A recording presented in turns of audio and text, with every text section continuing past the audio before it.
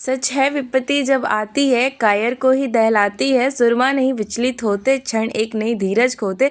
विघ्नों को गले लगाते हैं, कांटों में राह बनाते हैं। मुख से ना कभी उफ कहते, संकट का चरण न कहते।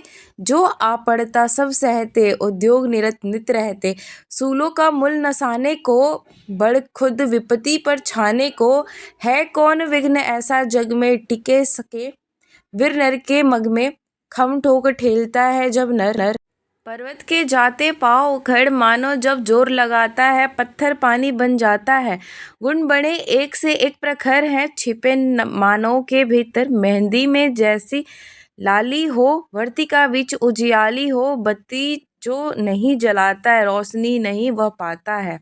पीसा जाता जब इच्छु दंड, झरती रस की धारा अखंड।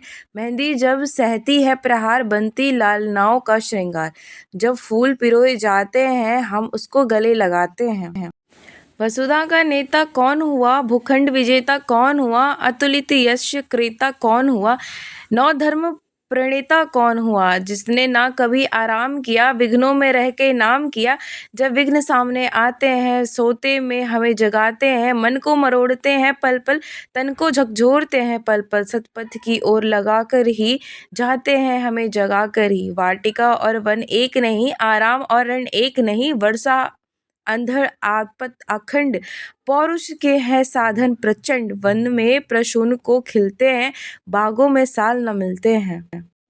कंकड़ियाँ जिनकी तेज सुघर, छाया देता केवल अंबर। विपदाएं दूध पिलाती हैं, लोरी आंधियाँ सुनाती हैं। जो लक्षागृह में जलते हैं, वही सुरमा निकलते हैं। बढ़कर विपत्तियाँ पर छा जा, मेरे किशोर मेरे ताजा। जीवन का रस छन जाने दे, तन को पत्थर बन जाने दे। तू स्वयं तेज भयंकारी है, क्या कर सकती चिंगारी है। इस कविता को रामधारी सिंह दिनकर ने लिखा है और इस कविता में उन्होंने बहुत सारी चीज़ें इस छोटी सी कविता में बताने की कोशिश की है। यहाँ पे एक पंक्ति आई हुई थी जिसमें बताया गया है कि मानव में बहुत सारे गुण हैं, लेकिन जैसे कि आपको पता है मेहंदी की जो लालिमा है वो कब आती है, जब मेहंदी को हम पीसते हैं, कूटते हैं, उसके बाद उससे जो एक कलर आता है, जिसके बाद से उसको हम श्रृंगार के लिए उपयोग करते हैं। उसी तरीके से जब तक हम अपने आप को, जब तक हम खुद पे मेहनत नहीं करेंगे, जब तक अपने आप को घिसेंगे नहीं, तब तक हम शार्प कैसे बनेंगे, तब तक हमारे जो स्किल्स है वो कैसे डेवलप होंगे। साथ ही साथ यहाँ पे एक और लाइन कही गई थी, बत्ती जो नहीं जलाता, रोशनी नहीं वह पाता। अब आपके लिए आपके कमरे में कोई आके आपके कमरे की लाइट कोई ऑन कैसे कर सकता है, आपको खुद करना पड़ेगा। तो ये सारी छोटी-छोटी चीज़ें इस कविता में मतलब बताई गई थी, जो मुझे बहुत अच्छी लगी। तो मुझे लगा कि अगर मैं जान रही हूँ, तो क्यों ना आपके साथ भी शेयर करूँ। एंड आपके लिए एफ़र्ट्स आपको खुद करने पड़ेंगे। अगर आप खुद के लिए एफ़र्ट नहीं करते हो, तो कोई और नहीं कर सकता है। इसमें आगे एक और लाइन थी कि जब हम फूल पिरोते हैं तब उसे गले लगाते हैं।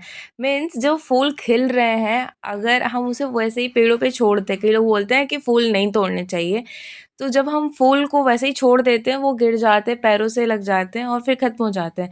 लेकिन जब उन फूलों को तोड़ के हम भगवान को अर्पित कर रहे हैं, या फिर उसकी माला बना रहे हैं, या फिर उसके कुछ बाई प्रोडक्ट्स बनाने की कोशिश कर रहे हैं, मीन्स जो रॉ मटेरियल है उसमें जब हम एफ़र्ट्स दे रहे हैं, अपने स्किल्स का हम यूज़ कर रहे हैं, तब जाके उसका जो बोल सकते हो आप कि उसकी जो कीमत है वो बढ़ जाती है। तो आप उसके लिए कुछ अलग करोगे तब जाके उसमें वो चीज़ें दिखेंगी। इसके बाद आगे कुछ लाइन्स थी, वसुधा का नेता कौन हुआ, तो वसुधा का नेता वही हुआ, धरती का नेता वही हुआ जो कभी डरा नहीं, जो कभी रुका नहीं, जिसने कभी आराम नहीं किया।